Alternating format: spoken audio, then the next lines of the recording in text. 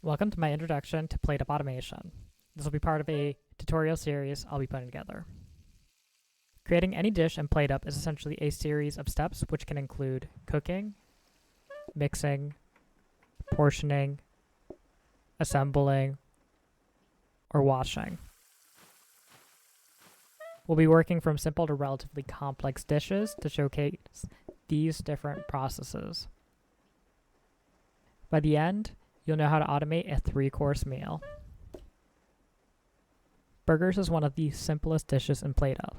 It involves 2 actions: cooking a raw patty and then combining the cooked patty with a bun. Grabbers can be used to pull items from sources and transport them to different appliances.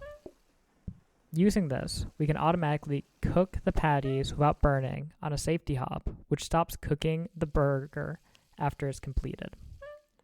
A grabber will wait until the previous process is completed before taking an item. In this case, it will wait for a burger to cook.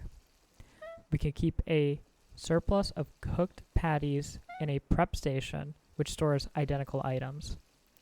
This alone means you wouldn't have to worry about burning patties and have a constant but slow source of mostly done burgers. But we can finish assembling them with a combiner. A combiner assembles an item, and we can place a bun onto the combiner pointing into a surface with cooked patty. The position of the bun and cooked patty could be exchanged as well. You'll notice that the cooked patty was grabbed before it could combine with the bun. Grabbers only wait for processes to finish, but not combinations.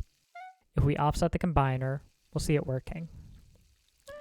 Now we've fully automated burgers into a prep station, but we can do better. Notice that a patty will burn, but a completed burger will not. A hob is a valid surface to combine onto, allowing us to prevent burning. Since the grabber won't wait for the completed burger, we can use a smart grabber to tell it to wait for a completed burger instead. And since we know burgers can't burn, let's substitute the safety hob for a danger hob.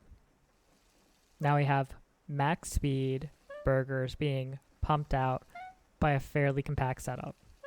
Congratulations, you just automated burgers.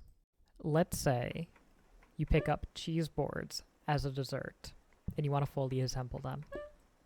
You have a board that needs 3 items on it: nuts, cheese, and chopped apples.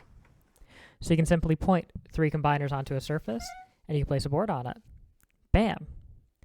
To make the chopped apple, simply send it to a mixer first.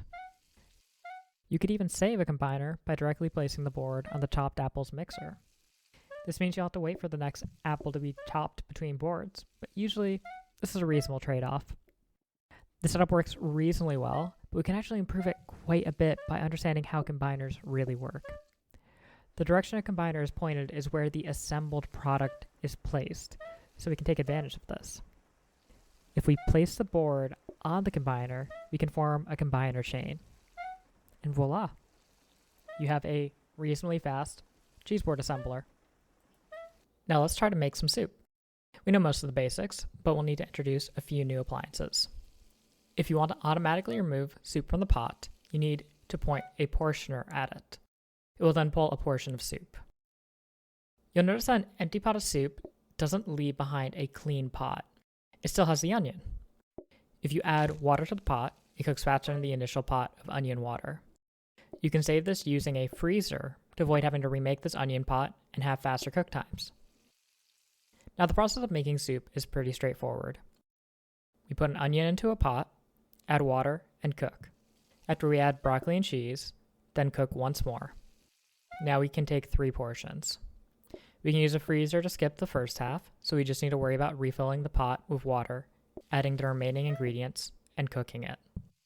Since we want to reuse the same pot throughout the day, we form a soup loop where we circulate the soup pot. One stop in the loop is the sink, which using a combiner adds water to the pot. The next is the hob, cooking the soup to form the stock. Then again to complete the soup. Along the way, we'll want to have combiners for the soup ingredients pointing into the loop to be added as it moves around. The last stop we have is a freezer. This saves the soup, so we don't have to reload the soup manually. Since we want the soup pot to finish the day here, we should have the portioner pointing into it. Again, grabbers won't pull while the process is occurring, so we can always wait for the soup pot to return here before ending the day. And we've made a full course meal without touching a single ingredient. With a bit of knowledge on how each dish is cooked and the appliances that replicate each step, you can automatically create any food. Well, almost any food. Thanks for watching, and if you found this informative or helpful, please leave a like and subscribe. The support is greatly appreciated and keeps me motivated making this stuff. You can also catch me live at twitch.tv/Nick_Resney for more PlateUp content.